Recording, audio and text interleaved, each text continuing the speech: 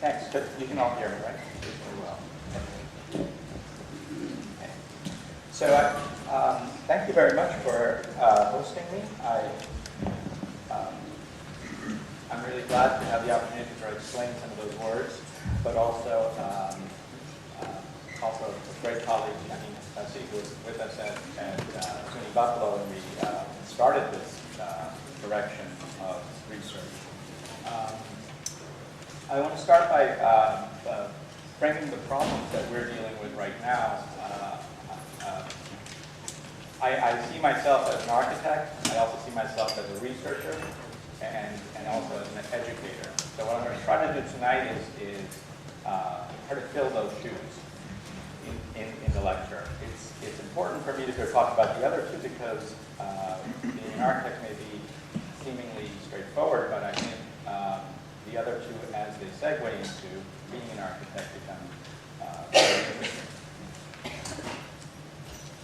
So what is situated technologies?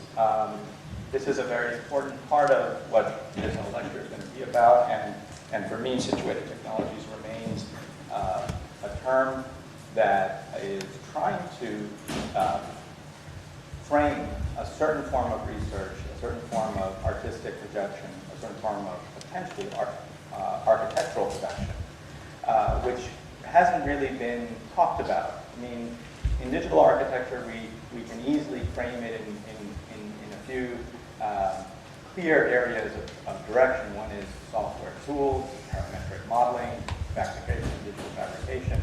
And these all have a place in my frame within purely digital terms, but that's not the case. Technologies cut across digital productions as well as analog productions, and I'll show you how they could and what that may mean. But the problem that I think architects face is not the production of technologies. There are many good technologists out there who are producing technologies that are far beyond our comprehension. But the problem that is, I think, a fundamentally architectural problem and an artistic problem is how to situate those technologies. That's really what our role is to figure out how do we place these things within the larger context of culture as well as social engagements.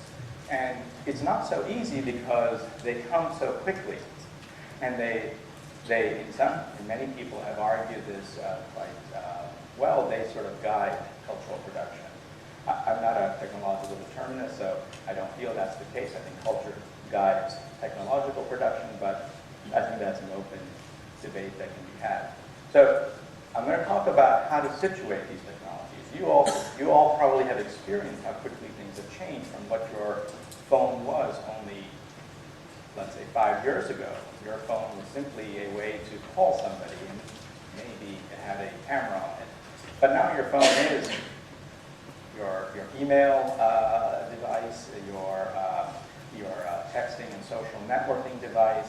So all of a sudden, this technology, which may have gotten a little bigger, in some cases smaller, has taken on a whole other program, which was never its program when it started. And this is the nature of these technologies that I'm going to talk about, because the problem that we have is that they're not visible the way our other infrastructural technologies have always been. They've marked the landscape. These don't mark the landscape, but they do mark the landscape of social and cultural production. So what is situated? The pamphlet series really came out of the original symposium. They are available for free for download.